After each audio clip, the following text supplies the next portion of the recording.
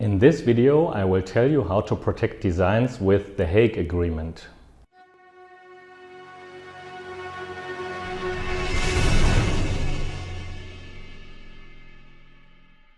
Protecting a design in many countries can be very time-consuming and costly. So there is the Hague Agreement that is administered by WIPO, the World Intellectual Property Organization in Switzerland.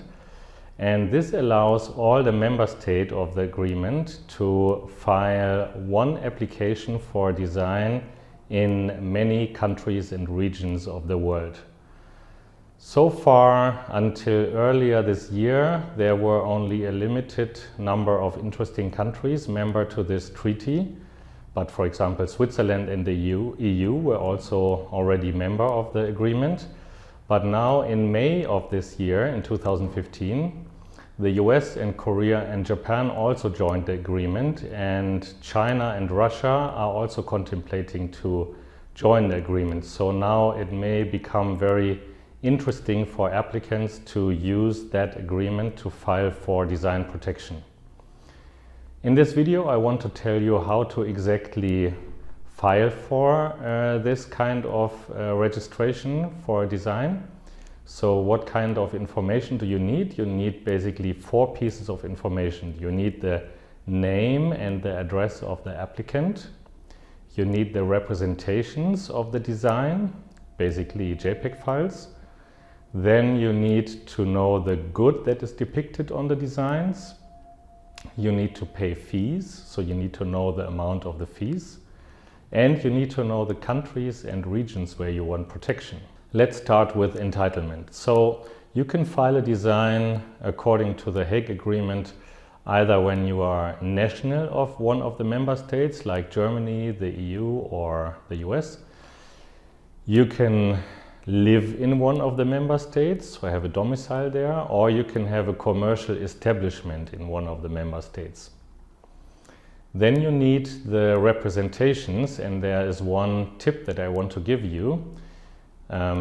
Some countries like the US are very strict regarding the representation of the designs. So until earlier this year in the US you had to file line drawings, black and white line drawings according to very strict rules. And it was quite difficult for outsiders, basically, for applicants outside the US to follow these rules if they already had filed for design protection in their respective countries. But now the rules of the Hague Agreement, they also allow for example, photographs. So earlier this year I had the chance to interview David Girk of the USPTO. He is in charge of the Hague Agreement, the implementation of the Hague Agreement at the USPTO, and a link to the interview is in the show notes of this video, so you can listen to the interview if you wanted to.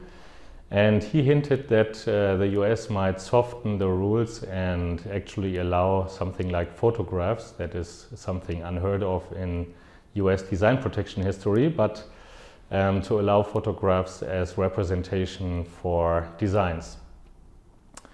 So basically you just file JPEG files. And then you also need to calculate the fees. On the website there is a fee calculator, so it's quite easy to calculate the correct fees that have to be paid. Then you also need to follow the formal requirements. You can easily follow the formal requirements by just downloading the forms from the website or just using the online registration process. So it can be very complicated to file for design according to the Hague Agreement. You will find out soon if you want to do that yourself. So there is a very handy guide, 256 pages, and the guide is called, I have to read this, sorry, Guide to the International Registration of Industrial Designs under the Hague Agreement. So you can download that guide as a PDF file from the website of WIPO. And this will bring you into a position where you much better understand what rules to follow when filing for an application. I have one little piece of homework for you if you want to. Leave me in the comments if you had an idea that you wanted to protect as a design, and let me know what regions and countries would be interesting to you. That would be interesting for me to know. So I would be happy if you would like the video, share the video with your friends, subscribe to my channel, and most importantly, reap your ideas.